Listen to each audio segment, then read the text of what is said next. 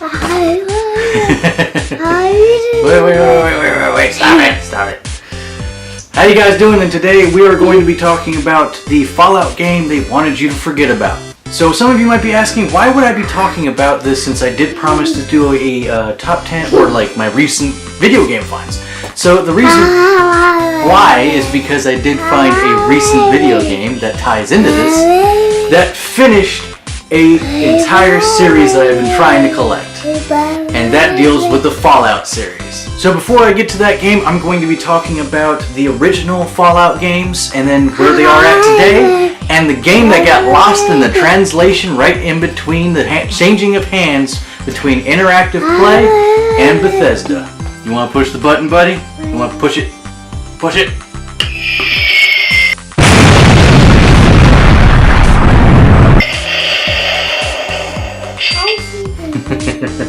Alright, so we're going to start off with the mini nuke. And when you look inside, you're going to see that there are every single game except for one. Can you guys name that game? Well, we're going to get to that in a minute. But anyways, we have the first Fallout, the second Fallout, Fallout Tactics, and then we go into, that was by Interplay, and if I believe I'm correct, Black Isle Studios. Alright, Nikki, you're having way too much fun with this. So, obviously. Okay, buddy, I think we got the point. Alright.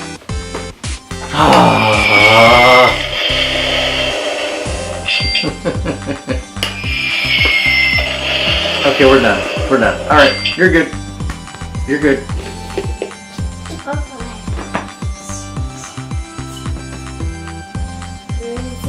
No. So as you can tell in this collection that we have Fallout 1, 2, Tactics, Fallout 3, New Vegas, and Fallout 4 all on the PC. Now obviously Fallout 1, 2, and Tactics were originally created by Interactive Play and Black Isle Studios. And this was back in a time when they were actually pretty good at what they were doing until they started to really go under. And the reason to that is because the CEO kind of came in and just wanted to dictate everything that was going on, and he was a terrible individual. Here's the reason why. Just to give you an aspect, he is one of the guys that helped create the Superman N64 game. No joke. So anyways, what we're going to be talking about after that is they started in, I think, 2003. They gave the rights over to Bethesda to be able to do Fallout.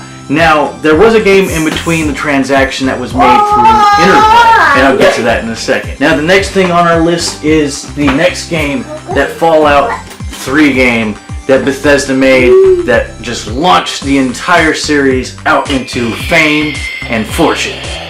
Now, obviously, in this case, you're going to find concept art, you're going to find a bobblehead, you're going to find the video game itself, with a few extra things. Now, I have this entire thing, it's not opened. I have opened it up to make sure everything's in there, and I will showcase it. So, there you go for that, Fallout 3. Now, I got that when it first came out. I did wait a little while until it became a lot cheaper. And of course, Fallout 3 was the one game that really defined the series and just put it out there for the world to see. Next will be Fallout New Vegas, the Collector's Edition. I got this one. It has everything. It has the game chips, it has the game itself, it has everything that it comes with. As you guys can tell, I'm a huge Fallout fan. I freaking love the Fallout series. It is absolutely awesome. I love it. So I got the Collector's Edition to that. I got the Collector's Edition to Fallout 3. I got the Collector's Edition in the mini nuke. So I got all the games.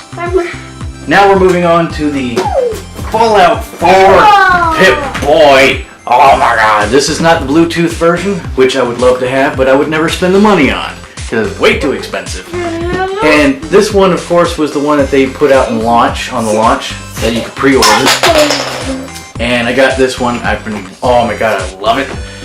And, you know, through this entire thing, I started to realize something, is I have Fallout 4 is in the mini nuke, Fallout 4 is in here, both PC, and then I have Fallout 4, the downloadable version on the Xbox One, so I have 3 copies of that same game. I just love Fallout.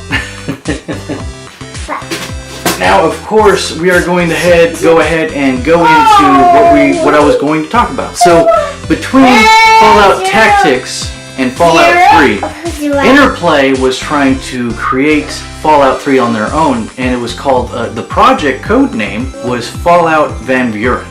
And I'm going to show you guys some in-play game because they actually did get far enough along in development where they actually presented the game to the public. And those looked like a really good game. I would have loved to have played it. And oh my god, but the problem was Interplay decided to fire off all of their PC developers on Black Isle Studios. So then we ended up with Fallout Brotherhood of Steel. If you guys never heard of this game, there's a reason why. Where do we start off with this monstrosity? I mean, and some of you might be wondering, why would you even collect it? Well, because it's technically a Fallout game that is in the series, but it's not fully considered part of the series. It's one of those games they just want you to completely forget about. Why else do you think it's not in the mini nuke? Because they want you to forget about it. They don't want you to know it ever happened. So, the thing about this game, it does have good music in it though. It has like Slipknot and Killswitch Engage back in that time period where they were really popular. Slipknot still is. Obviously, I've actually been to concert, seen them in live. But anyways, that's beyond the point. Something interesting about this is that they have advertisements for a real drink called Bowls. I'm not joking. Bowls. Like, who's at the studio over there and just like, you know what would be fantastic in this game? Just a great set of bottles that you can drink. Like, how do you throw that concept around the office and make people go, yeah, we're totally on board with that? That just goes to show that some people just shouldn't make games. Because that guy was involved with Superman 64. Come on, man. You have no right or business to be in the gaming industry. That is stupid. But yeah, to actually sum this game down, it's the first game in the Fallout franchise that you're not a vault dweller. You're actually a wastelander, believe it or not. You actually start off as a wastelander, and you get to choose between, I think, 3 characters. And there's a whole lot of cursing in this game, just to let you guys know. There's a lot of profanity, which is something you typically wouldn't see in the Fallout games. And I gotta say, like, I haven't quite played this game myself. I've seen a lot of other people play it, and the mechanics in the game, because it's got an auto lock.